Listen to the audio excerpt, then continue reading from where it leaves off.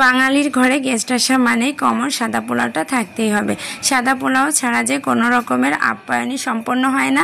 তো এই সাদা পোলাওটা পারফেক্টলি রান্না করতে হলে কিন্তু কিছু টিপস ফলো করতে হয়।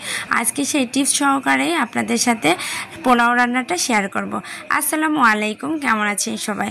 আশা করি সবাই নিশ্চয়ই ভালো আছেন। আলহামদুলিল্লাহ, আপনাদের দোয়ায় আমিও ভালো আছি। আজকে সাদা পোলাও করার জন্য আমি 1 কেজি পরিমাণ চাউল নিয়েছি, কালো জিরাটা, যেটা আমি আধা ঘন্টা আগে ধুয়ে পানি ঝরা দিয়ে রেখেছি, এতে করে পোলাওটা খুব সুন্দর ঝরঝরে হয়। তারপর কড়াইয়ের মধ্যে নিয়েছি পরিমাণ মতো তেল, তার মধ্যে পরিমাণ মতো পেঁয়াজ কুচি, যেটা বেরেস্তা করব। আর এর মধ্যে পরিমাণ মতো ঘি, আপনার 1 টেবিল কিংবা 2 টেবিল চামচ পরিমাণ দিলেই এনাফ।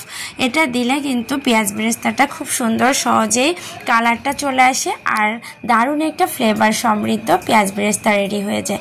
তো এখানে আমি মিডিয়াম হিটে এই পেঁয়াজ বেরেস্তাটা করে নিয়েছি। খুব সুন্দর ব্রাউন কালার আসা পর্যায়ে আমি চুলাটা বন্ধ করে এই যে পেঁয়াজ বেরেস্তাটা তুলে রাখবো। এই পেঁয়াজ বেরেস্তাটা আমি রোস্টে কিংবা পোলাও সবটাই এক রকমের করেই করি, এতে কিন্তু খুব সুন্দর ফ্লেভার আসে, খেতেও দারুণ লাগে, রান্নাটা সুস্বাদু হয়। তো এখানে এই তেলের মধ্যেই আমি এখন এলাচ, দারচিনি আর তেজপাতা দিয়ে দিলাম। এগুলোকে 1 মিনিটের মতো ভেজে এই তেলের মধ্যেই দিয়ে দিব এই যে ধুয়ে রাখা চাউলটা। পোলাও রান্নার ক্ষেত্রে এটা দারুণ একটা টিপস, এই টিপসটা অবশ্যই ফলো করতে হবে। পোলাও রান্নার মিনিমাম আধা ঘন্টা আগে এভাবে চাউলটাকে ধুয়ে পানি ঝরা দিয়ে রাখলে চাউলটা কিন্তু ভাতগুলো লম্বা টাইপের হয়, ঝরঝরা হয়।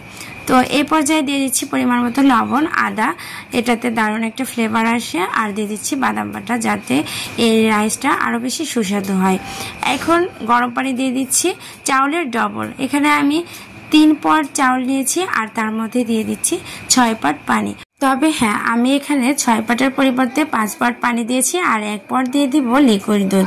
এই লিকুইড দুধ দেওয়ার কারণে কিন্তু পোলাওর স্বাদটা অনেক গুণ বেড়ে যায়। তবে আপনারা যদি লিকুইড না দিয়ে এখানে গুঁড়া দুধ ব্যবহার করতে চান সেটাও হবে। আর দিয়ে দিলাম 1 চামচ পরিমাণ চিনি, এখানে লাল চিনিটা দিয়েছি। আর এখানে দেখতে পাচ্ছেন আমি কিছু মটরশুঁটি ব্যবহার করেছি, এটাতে কিন্তু বাচ্চাদের খাওয়ার লোভটা আরও বেড়ে যায়। এই মটরশুঁটি অনেক বাচ্চাই পছন্দ করে, আর বড় থেকে ছোট সবার জন্য কিন্তু এটা হেলদি একটা খাবার। তো এটাতে কিন্তু অনেক উপকারিতা রয়েছে। আর দিয়ে দিলাম কিছু কিশমিশ, এটাতেও কিন্তু খাবারের সময় যখন মুখে পড়ে খেতে ভীষণ মজা লাগে, একটু মিষ্টি মিষ্টি ভাব। তো সব কিছু দেওয়া হয়ে গেলে আমি ঢাকনা দিয়ে কিছুক্ষণ ঢেকে রেখেছিলাম। 10 মিনিটের মতো ঢাকার পরেই কিন্তু আমি ঢাকনা খুলে এই পর্যায়ে পেঁয়াজ বেরেস্তাটা ছিটিয়ে দিচ্ছি। পর্যায়ে কিন্তু রান্না একেবারে কমপ্লিট।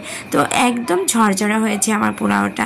আপনারা যদি এভাবে ঝরঝরা পোলাও রান্না করতে চান অবশ্যই টিপসগুলো ফলো করবেন। তো আজকের ভিডিওটা এ পর্যন্ত, সবাই ভালো থাকবেন, আল্লাহ হাফেজ।